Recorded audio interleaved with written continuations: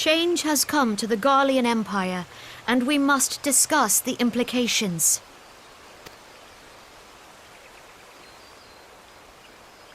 The rumors are true, then? The War of Succession is ended? It is. A new emperor reigns in Garlemald. Who?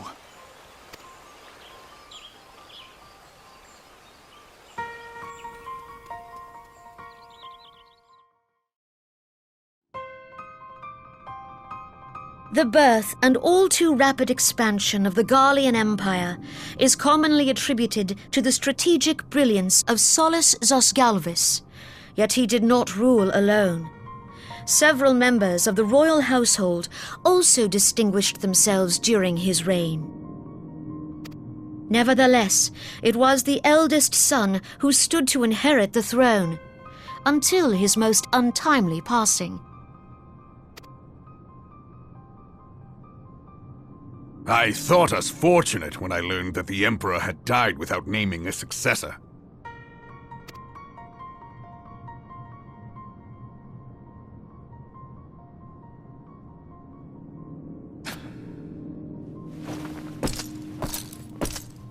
Would that the Garlean Empire had died with him.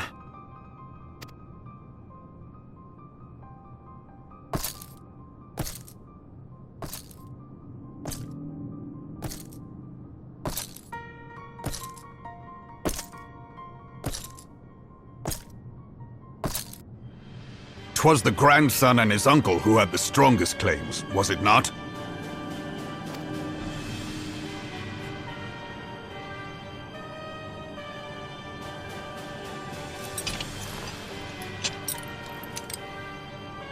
Indeed, yet claims count for little without the power to assert them. High Legatus Varus Ye Galvus is a respected military leader, not so his uncle.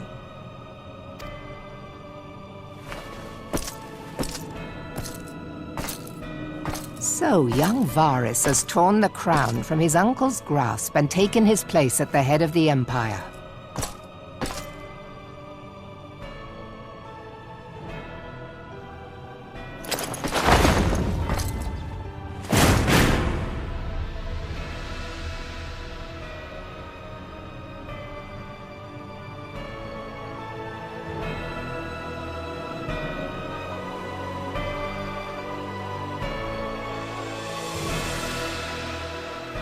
Given the troubled nature of his succession, the new emperor will require time to seal his grip on power. Yet have no doubt but that he shall, for there are none left with strength enough to oppose him.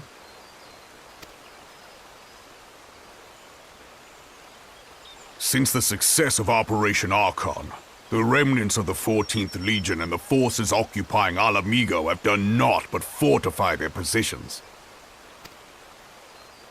But you can be sure they'll be ready to march on us again, if their emperor gives the word.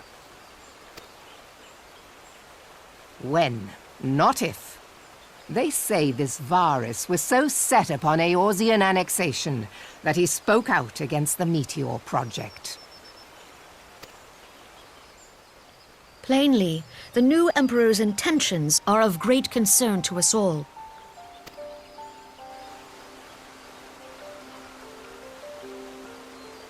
I propose that we set aside the Cartno dispute for the present, and discuss what measures the Alliance might take to prepare for a resumption of hostilities with Garlemald.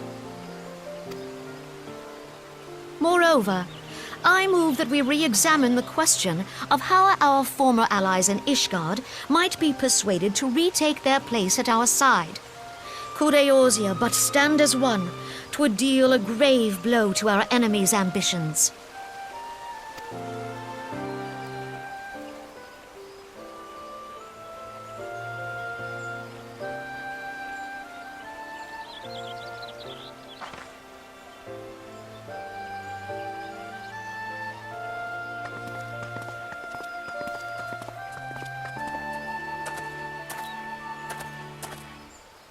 Well, I suppose we should be grateful that they have finally acknowledged the inevitability of Imperial attack. Who knows? They may even do something about it. If only the leaders of Ishgard would follow their example and stop hiding behind their gates, praying for the coming storm to pass them by. But that is a discussion for another time. At present, I am more concerned by the fact that the Alliance's mooted preparations will be made known to the Garleans many moons before their coming.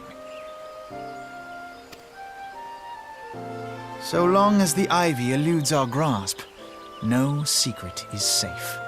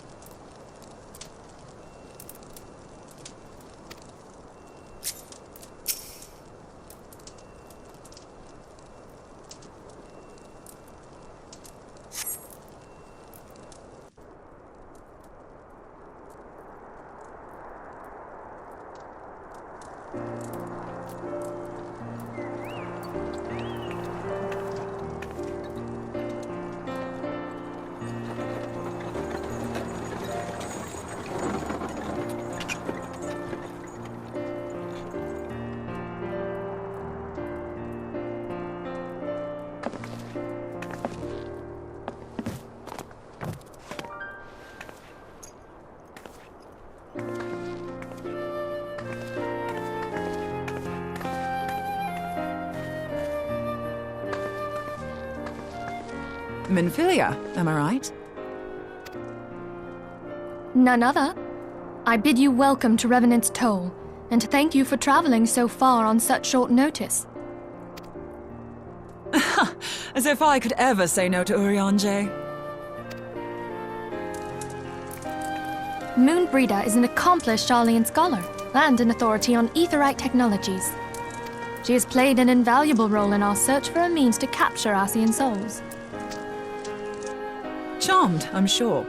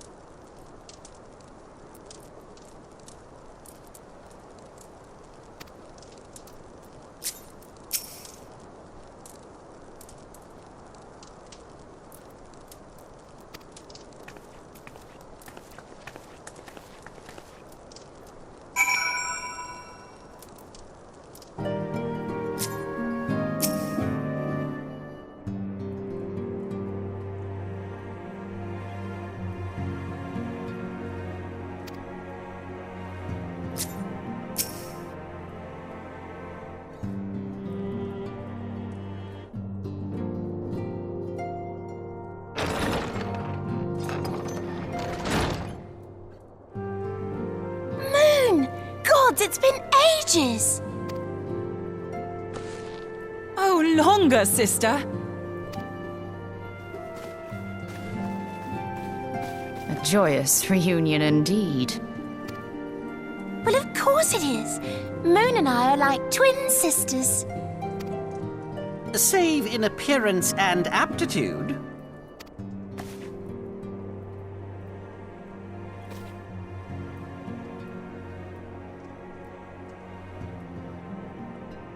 Everyone, if I could have your attention. We have with us an esteemed guest who has come from Sharlayan to assist us. I bid Moonbreeder join us here that she might share with us her extensive knowledge of aetherites. Also, as many of you are already aware, she has been overseeing our research into white auracite, a sample of which she has been good enough to bring with her.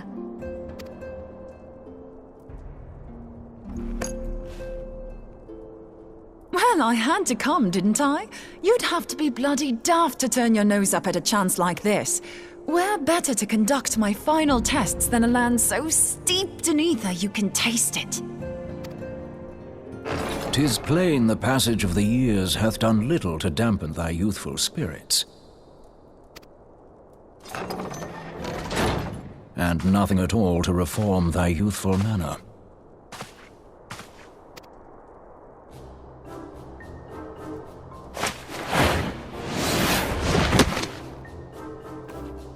Urianger, where in the hells have you been hiding?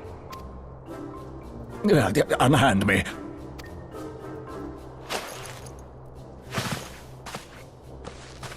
I come all this way, and that's what you have to say to me.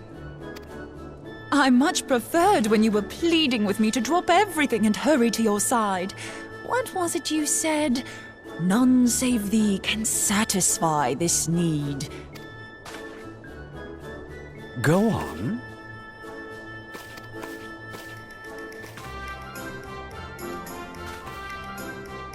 Thine artless attempts to misrepresent mine all too innocent motives do thee little credit. Mine intent, as well thou knowest, was but to impress upon thee the gravity of the circumstance. Lest thou doubt, a deiform entity shall shortly be summoned, save if thou and no other grantest my compeers thine aid. You still haven't found it, then? Your missing aetherite? We have not. No. We know that Iceheart teleported to an aetherite not far from the first. Yet even after careful analysis, we could not locate the second beacon. We now suspect that the heretics destroyed the second aetherite to impede our pursuit.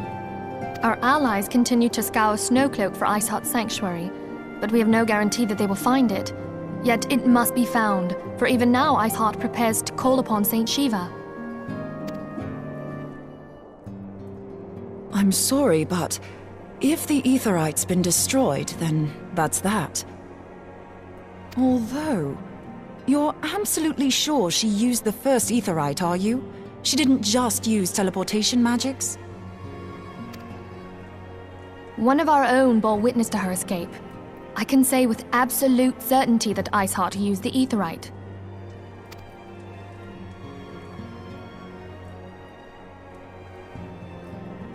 In that case, there might be a way, so long as the ethereal current is still flowing.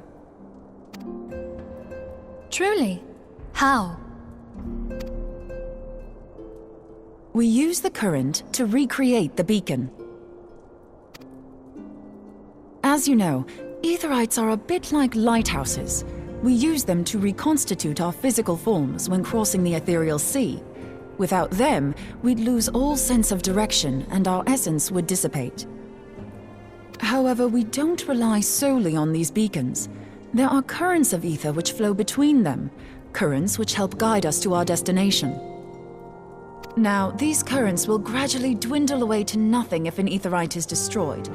But if even a sluggish flow remains, we could theoretically use it to direct a surge of concentrated ether towards the void left by the beacon, and thereby fill it up again. Like opening the floodgates to fill a dry riverbed. Though, correct me if I'm wrong, but would we not need a veritable reservoir of ether? In concert, we might manage to channel a sufficient volume, yet that is not my chief concern. To direct the flow of so great a volume of ether with the requisite precision would be a nigh impossible task in itself. I barely succeeded in facilitating travel to an unattuned beacon. That which you describe sounds considerably more difficult.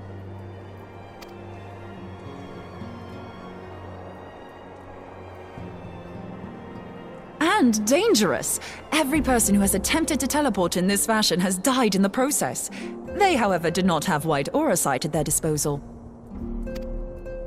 I can use it to channel all the ether you can give me into the Aetherite. However, white aura sight cannot retain ether for an extended period of time, so we would need to infuse it immediately beforehand. Just so you know, I'd confidently give this plan better than even odds of success. And if the worst comes to worst, your people won't suffer. Though it risked the lives of our best and brightest, we have not the time to seek other options. If the ethereal current still flows, we shall carry out Moonbreeder's plan. That's the spirit. Let's roll the dice.